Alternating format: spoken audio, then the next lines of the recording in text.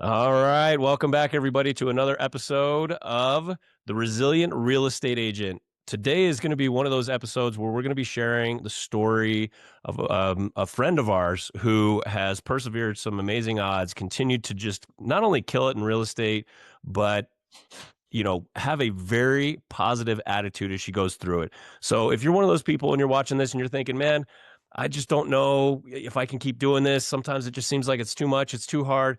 I think once you hear this story, you're going to realize that you are way more powerful than you give yourself credit for. This is an episode that you are for sure going to want to stick around for. So I'm super excited to share Katie's story today.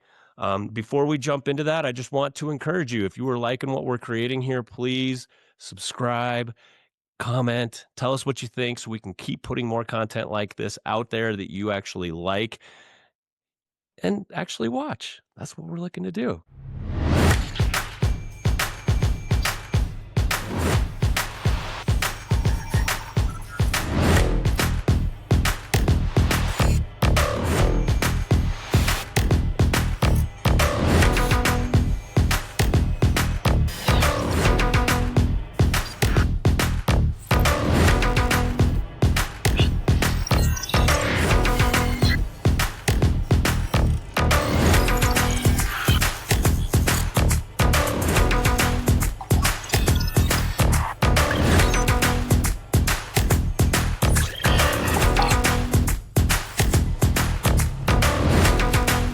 Allison, with that, I'm gonna let you take it away and introduce Katie here today. All right. Well, she is one of my dearest friends. She is not only a mom, but she is an amazing real estate agent. She also has incredible design style. And she's been through cancer recently and has been able to survive. And her story is absolutely amazing. She's one of the most positive, one of the most resilient people that I know. So please welcome Katie Wasserman. Katie, Woo! thank you so much for being here today. You guys.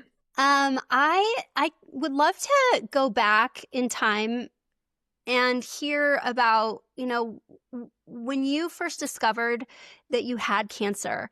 What was that like for you? What was going through your mind? Take us back to that moment. Oh my gosh. That is such a loaded question. So many things just so it was well, okay. So November of 2024 is when I was formally diagnosed. But I already knew I had it. I have a strong like intuitive side, so I actually had a dream, more of like a nightmare, that woke me up a few months before I was formally diagnosed, and it was a whisper that said, "I have cancer." And I just shot out of bed and I was like, "Oh my gosh, like this is serious. I need to get this figured out." Um, I guess the reason I was mostly surprised by that is that I was getting regular mammograms and they were clear. So I thought I was fine, but I wasn't. I was misdiagnosed. So when I was actually properly diagnosed, I was pretty terrified. I was already, at the time they thought stage 2, but I was actually stage 3.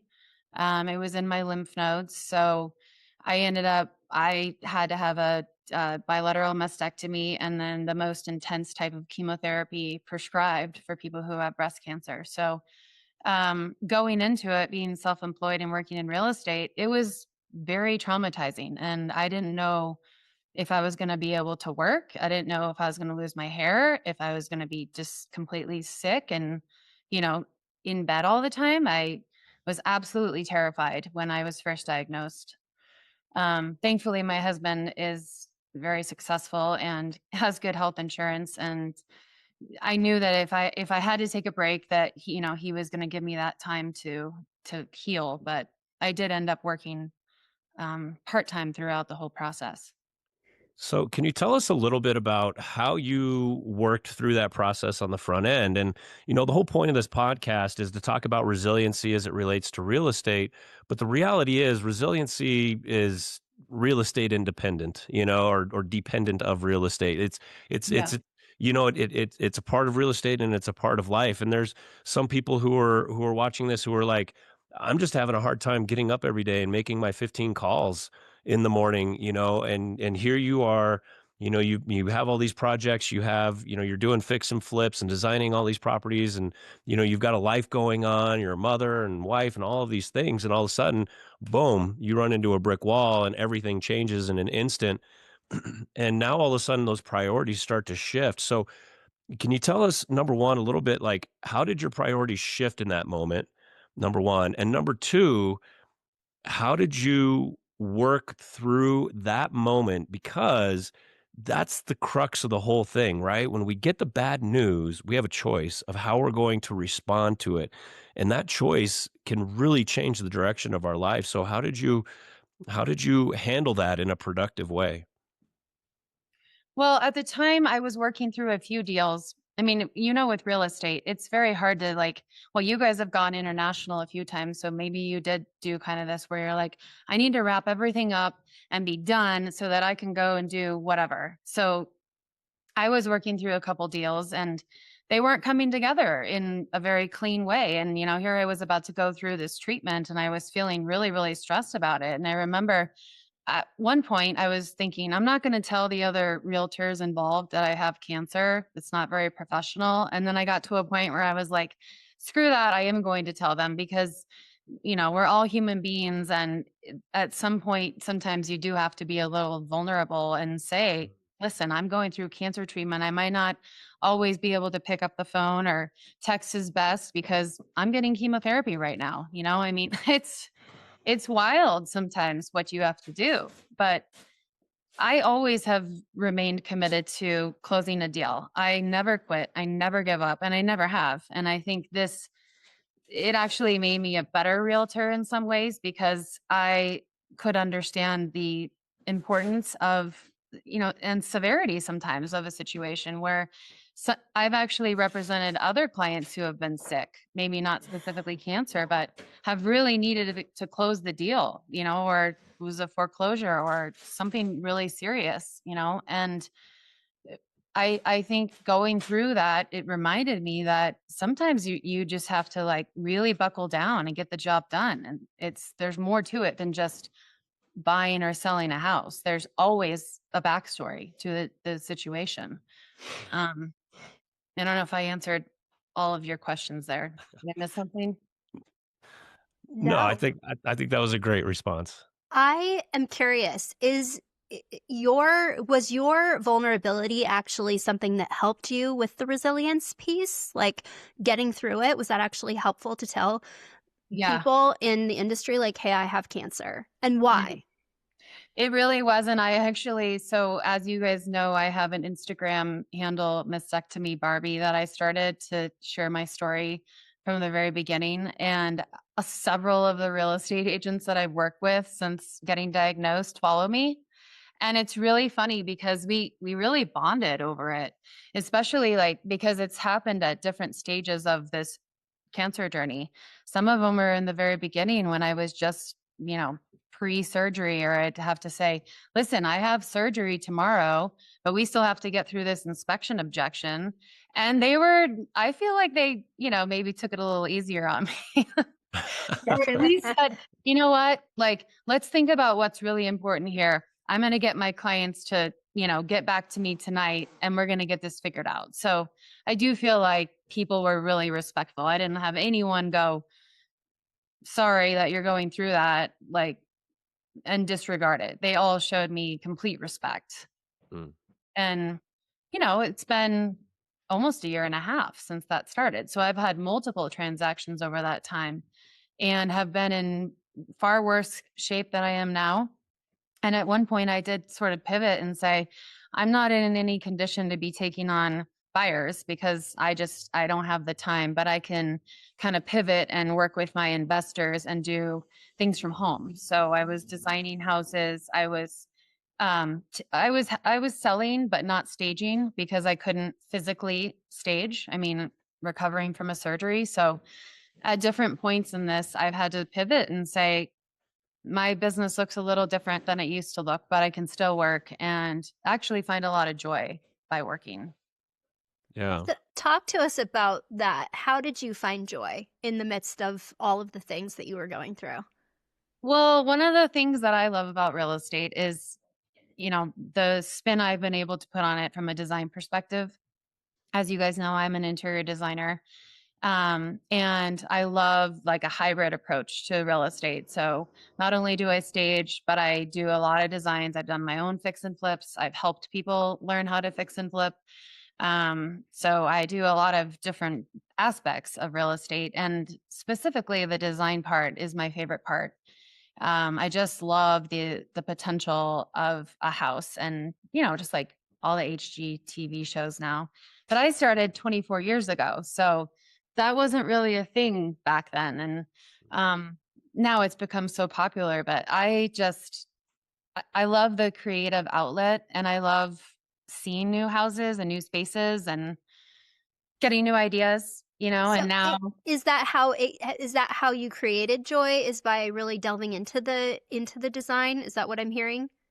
yeah, and also just I like working with people. I like meeting new people, and I feel like when you start a transaction with somebody, you really get pretty deep into a relationship where you're talking to them multiple times a day usually. And so it's like a very intense relationship, and then it kind of, I mean, it doesn't end, but you go through like a period of a lot of stress, a lot of uncertainty, and as our job is to calm them down and reassure them and be there to guide them along the way. And so I find that to be very inspiring, very motivating. So, So, so what advice might you give to an agent? Because as a team leader, I get the opportunity to talk to a lot of other team leaders, but I also get to talk to a lot of agents. mm, And oftentimes there's it seems that it can be difficult to find the joy in the chaos mhm, is part of the problem, right? And I think mhm, the other part of the problem is it should be easier than this, is kind of the mentality that I see. And I think when people get into that mind space, what ends up happening is they become frustrated because it shouldn't be this hard. It shouldn't be this difficult, but it is. It's kind of a fight against what is.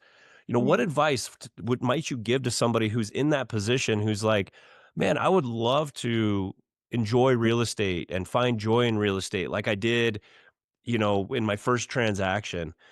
yeah. Um, yeah, what might you tell that person? Well, I think we have a lot more control in the way the transaction goes down than, first of all, you have to set boundaries that you feel comfortable with, or you're going to get run over.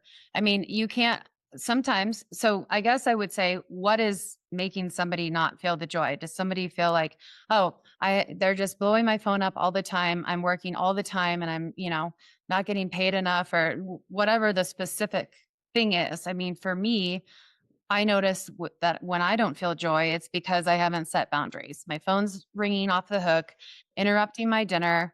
I can't, there's just no time. There's no privacy. They're texting me at 10 o'clock at night, in the morning. I mean, I've had to say, I don't check my phone, or these are my working hours, or, whatever. And I do feel like that people respect that. And it helps a lot with, because I think the constant, like, being available now with cell phones can be really, I don't know, tiresome, annoying, frustrating. But as far as like the actual deal goes, I don't feel like I feel like a real estate deal usually is pretty cut and dry.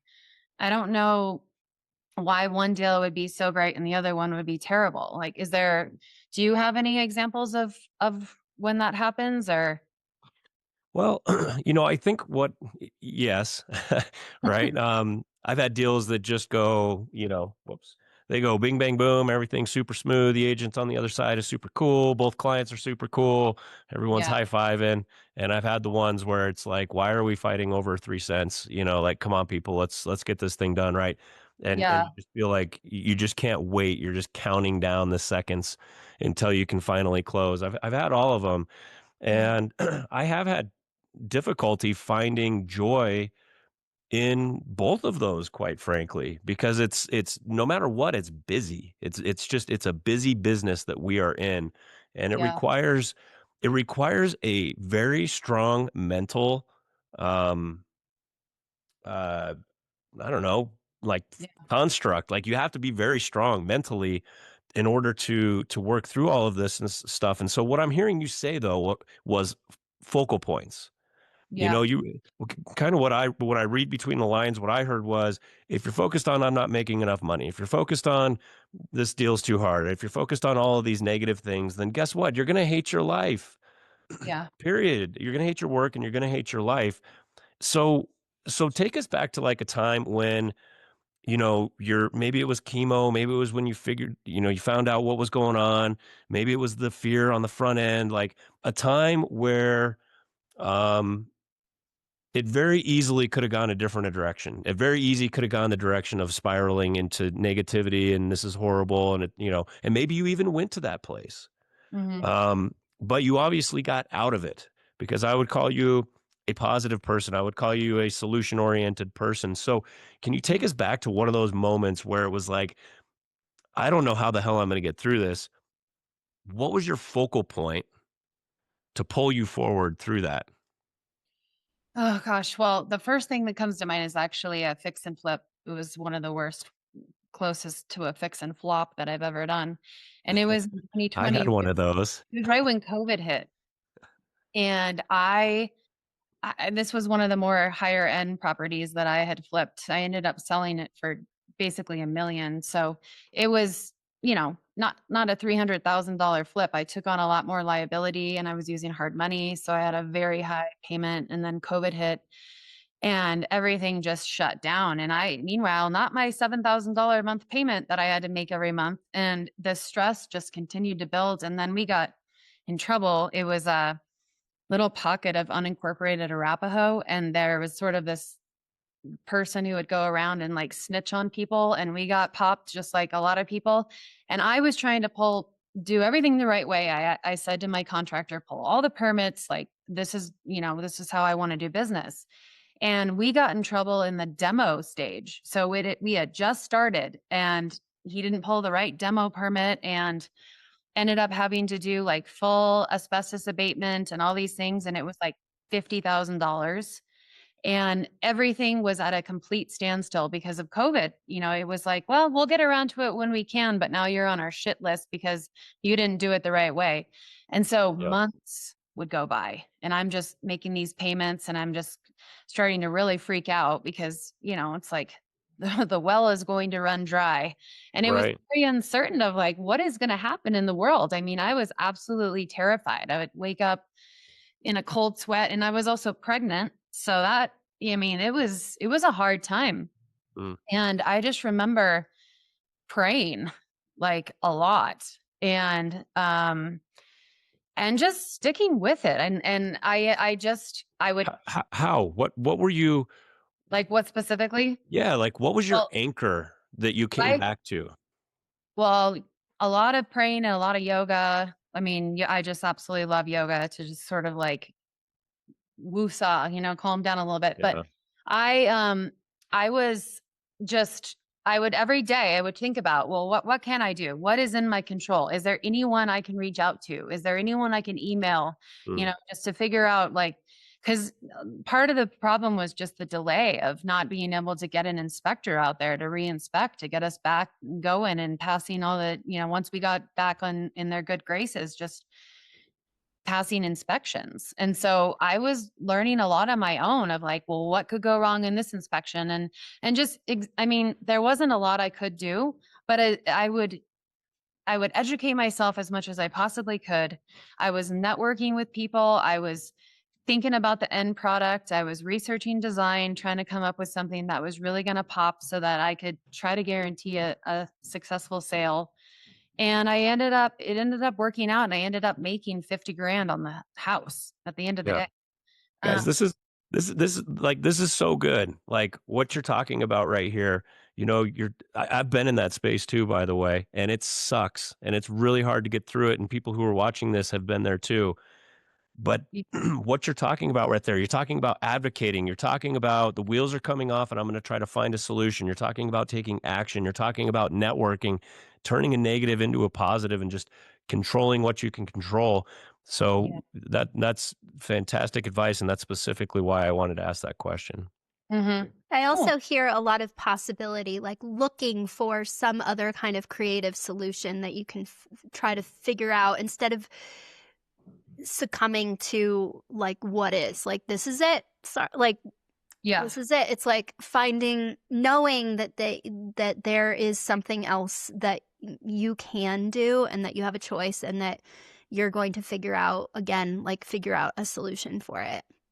Well, I mean, just an example, I remember researching like light fixtures, and I was like, I'm not just going to put in, and I never do. I never put in just generic light fixtures, but I remember thinking, I'm going to find the coolest light fixtures I can possibly find. And that might be what sells this house. And, just doing a bunch of research on like, what's the latest trend? What are they doing in New York? What are they doing in LA? And like, just that's how I spent that day, and just going, this light fixture actually might be a difference between a fix and a flop. Like it just sometimes is as simple as that. Right. So just not giving up, just continuing to think outside of the box. Yeah, and I think if you're watching this, what happens? What happens inside you when the shit hits the fan and you're not sure how things are going to work out? I can tell you that me in the past, I used to shut down. I used to be the victim, and everybody would go, "Yeah, you're right. You're the victim." Right? And they would give me permission to be the victim. And that didn't help anything. Eventually I realized that wasn't a good way to run my life. And so what happens when you get your back up against the wall? Are you looking for the opportunity? Are you looking for how you can get out of this? Are you looking at what you can control, or are you looking at what you can't control and complaining about it? This is really, really, really good advice from somebody who isn't just out here saying, "Oh yeah, here I know everything." No, this is somebody who's worked through it, lived through it, and practices it on a daily basis. This is really good feedback. Of So course. I'm curious, like as far as we kind of talked about like your focal points in terms of like negativity with a house. Do you have a story of when you were feeling like you were in a negative space with your cancer, and how Hmm. did you pull yourself through with on that side of things? Well, I mean, when I first went into my treatment program or treatment, I don't know what you want to call it, protocol, we didn't think I had stage 3. They thought it was stage 2. And so it was like, you probably don't need chemo. And if you do, it's going to be an easier version. And then once they did my surgery and they saw that it was in more lymph nodes than they thought, it was like, bad news, you're going to have the red devil. And I remember thinking, Is that what they actually call it? yeah, it's the red That's devil because scary. it's bright red. It is literally bright red. Mm. And it's pretty toxic. I mean, it causes all kinds of issues, and it can really affect your heart and all sorts of things. So it was like I was so scared of it that first I was like, no, I don't think so. I think I'll just do the easier one. That seems like the right fit.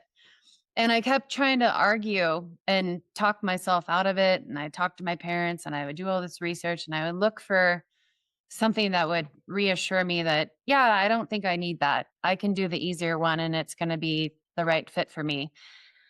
And then, as time went on and my oncologist was basically telling me, I think you're being really foolish. And this is really what standard of care says. And this is what the data says. And I continued to read the studies and do all the research and everything. And I mean, really what I was afraid of was losing my hair.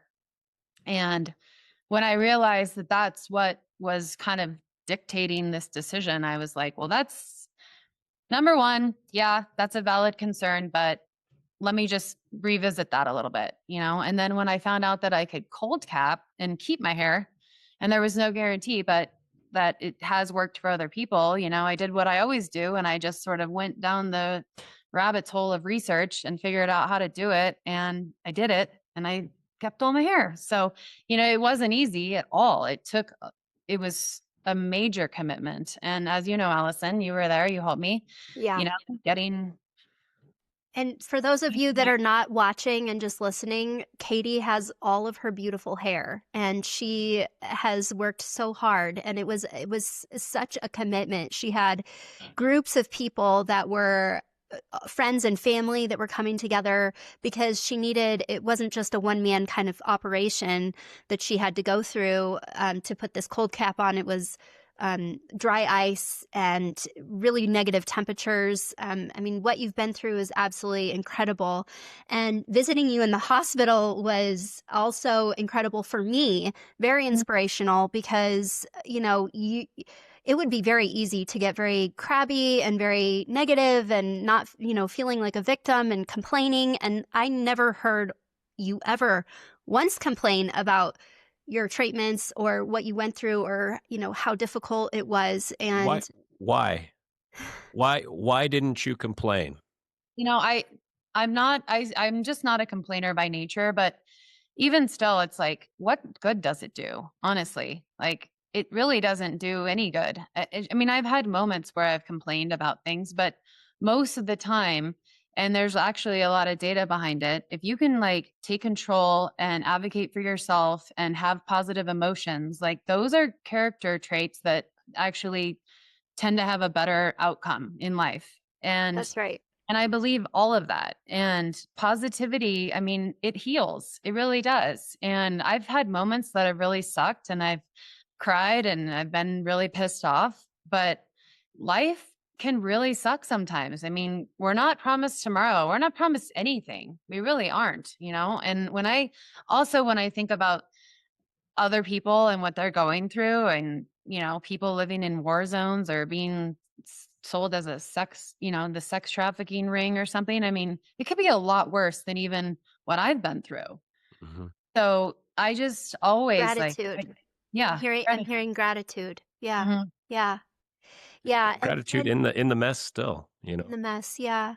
And I can remember when I called you, I think this was recent, you had gone to Mexico and I was like, "Hey, how's it going?" And you were like, "Well, it was a hard trip. You know, I had to stay out of the sun and, you know, I didn't have the vacation that I really wanted and I caught myself, you even said like I caught myself feeling a little bit down." But then Mhm. I heard you say, "But you know what?" I was like, "Hey, wait a second, like you caught yourself in that moment." And that I think is just, that's another key to the resiliency is catching ourselves in these unconscious patterns that we go through where it's like not Yeah. feeling really great about ourselves, and then when you caught yourself, you were able to pull yourself out and move on with life. And so, you know, Yeah. you're incredible, Katie.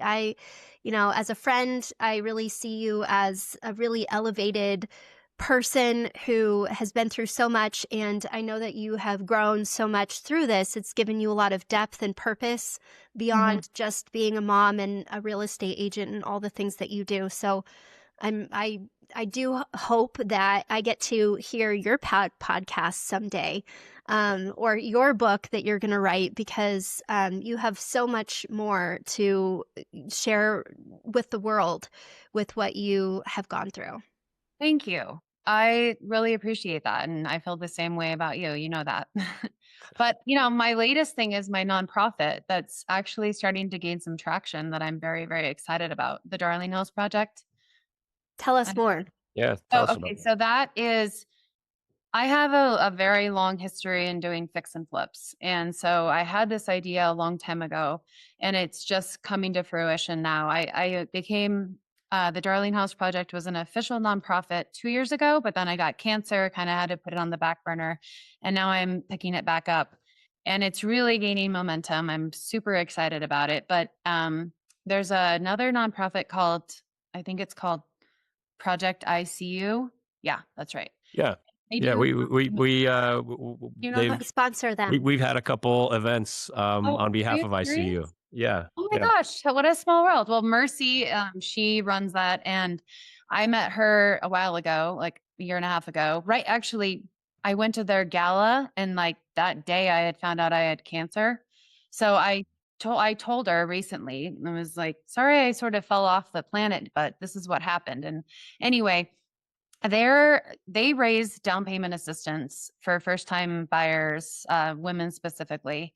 And we are kind of going to team up with them on our first deal, but we're offering sort of a boutique, almost like custom home building situation, or I should say not building, renovation situation. So we're going to take one of their buyers and they'll tell us what they're looking for, what their budget is. Then we'll most likely source a property from a wholesaler or off market, and we'll buy it. The Darling House Project will buy it, and then we'll renovate it. We'll, using fix and flip numbers and all of that, we understand like where we can improve, where we can't. So we're gonna have there'll be equity in the property, and we'll let the buyer be a part of it. We'll sort of do a very customized boutique experience where we understand, do you want a reading nook? Do you have kids? What are their favorite colors? Do you want a garden? We'll do something really special. We're going to try to get some things donated to furnish like a space in the house. And then we'll sell the house to them under market value. So our goal is 5% under market value. We can get creative with closing costs and whatnot, but basically start with one and see where it goes. But they're gonna work with us on finding that one buyer. And she told me today we might actually have 10 buyers for you. Wow. So yeah, That's Great. incredible. really, really exciting. What a great Well, project. and we'll talk offline on how we can support that as a group, because as a group, Rialto Partners is always, we're doing a blood drive. We got a blood drive coming up. Like, we're always looking for new creative ways to support our community. And this sounds like something that's right up our alley. So let's, as that continues to develop, let us know what's going on so we can help support you. Yeah. Okay. Yeah. I will. Awesome. All right. Well, we're coming up on time here, so I'm going to shift gears here. So in a second, I'll give everybody an opportunity to kind of have their final thoughts. But before we do that, I always like to just recap what we went through, because this was a half an hour conversation, but it was packed with a lot of little nuggets. And I tried to pull out as many as I possibly could. But the first one I got was find joy in your work. So, Katie is very lucky to have found that in design. If she was cold calling all day, she would have a hard time doing that. So if you're having a hard time finding the joy in your work, maybe try some different things. Be brave and go experiment. Try different aspects of real estate and see what clicks for you. Find the joy in your work, which also leads towards focal points. What are you focusing on? Are you focusing on the positive or the negative? As you just said a few minutes ago, Katie, positivity heals. And being able to retrain our brain to go from this sucks to this is an opportunity, that is not an inherent trait, that is a learned behavior. And positivity does heal. I totally agree. When you get into that tough spot and you're trying to figure out how to get out, you can look at your focal points. What are you focusing on? Change those. Advocate for yourself.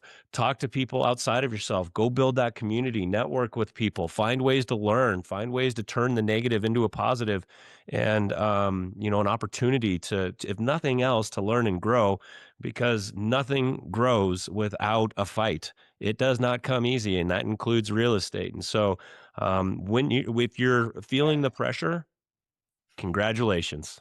That means you're about to make something happen. It doesn't come any other way. It's got to be difficult. So, and then of course the Darling House. So, on the Darling House, real quick, is there a website or anything yet? Do you have anything? Yeah, it's the Darling House Project. I don't know if it's .org or .com, but yeah, we have a website. Yeah, we're about to start fundraising. I mean, we're just really this will be our pilot project, our pilot program. I guess is what we were calling it, but this will be our first one as a nonprofit. But I mean, yeah, we feel good. I have a business partner. Her name is Rachel, and her husband is a licensed contractor. So we're a really good fit. So yeah, very excited about it. Yeah, great. Well, I hope you're going to do a broker open for it too. Yeah. Yeah. I mean, yeah, we'll do something. We Yeah. have a lot to figure out, but I'd love to talk to you guys more about it. Yeah, awesome. Darling House. All right, cool. Before we do our final comments here, I'd just like to remind everybody, please subscribe. We're trying to get the channel. This is a personal goal, trying to get the channel to 10,000 people this year, and we need your help to do that. So if you like what we're putting out there, please subscribe. And if you're listening to some of this content and you're like, yeah, it makes sense, I wish I had somebody in my corner to help me work through some of these challenges in my real estate business. There will be a link in the comments or somewhere where you can click on that, schedule a call directly with Allison and I, and do a strategy call. What are you struggling with in your business? It's not that we have all the answers, but we do have some answers, and and sometimes it's just helpful to bounce ideas off of other people and strategize with other people. And so we're here as a resource for you. So if you feel like you just want to chat and maybe spitball some ideas, click on that link and set up a time for us to chat. So with that, I'll turn it over to you, Katie, and give us your final thoughts. What would you like the agents watching this to know as you close this thing out? I mean, I just feel like the sky's the limit. And even with this nonprofit, this is just a passion project for me. And, it's just like life is short. Do what you want to do, figure it out and go for it. Don't be afraid. And you're going to have rough days, but I mean, real estate offers a lot of flexibility and it can be very lucrative and you can meet some really cool people. So it really is a great career. And if you feel trapped in one facet of it, find a different one. There are so many ways you can work in real estate and be successful and help other people. Yeah, love it. I Allison? I would love to just say, with hearing Katie talk today and knowing her journey, that we have a choice. We can choose to be different. We can choose to think differently. We can lean in and be courageous. And the other piece of this too is, I didn't say this earlier, but I feel that like you really trusted yourself. Like you were able to lean in. You heard in your sleep, you heard that whisper, and you really listened to your intuition. And I believe that that was also something, a great a strength of yours to be able to get through all of this, is really trusting the process and yourself. So in that's we can find resiliency when we can trust ourselves or trust others. Yeah, yeah. I mean, that's a great way of putting it. I really don't have anything else to say. I think you guys summarized it really well. Nailed You it. know, yeah. I mean, nailed it. We'll take Uh, it from here, Dan. what's that? We'll take it from here, Dan. Perfect. Perfect. All right. I've done my job. I'm out. I've become obsolete. It's great. Yeah, I mean, here's the thing, like real estate is tough, but it's a lot tougher when we're going through difficult life circumstances. We've got people on our team who just lost best friends this year. We've got people who are dealing with family suicides. We've got people dealing with all sorts of stuff. We all are dealing with stuff. We all carry around baggage. We all have difficulties that we have to get through. And that's our common ground, as all of us, as humans and as real estate agents, we all deal with that. And the reality is you have the ability to push through the pain. You have the ability to create opportunity in the shitstorm. You do. Yeah. Sometimes it's just a matter of digging deeper and finding the opportunity when things get tough and being surrounded by the right people. There's a reason why Allison and I love hanging out with Katie and her family. They make us better people. Who's chirping in your ear, who's surrounding you. Sometimes those can have big impacts. And so if you're struggling in this right now, get around people who are inspiring you and moving you forward, because at the end of the day, that alone can be a huge game changer. So, Katie, thank you so much for being on here today and sharing your story and being so open about everything. We really appreciate it. We know that it'll impact some people that are watching this. So thank you. Of course. Thank you, guys. It was fun. Yeah. All right. Thanks, everybody, for watching. And we hope to see you the next time on The Resilient Real Estate Agent. Bye. Bye.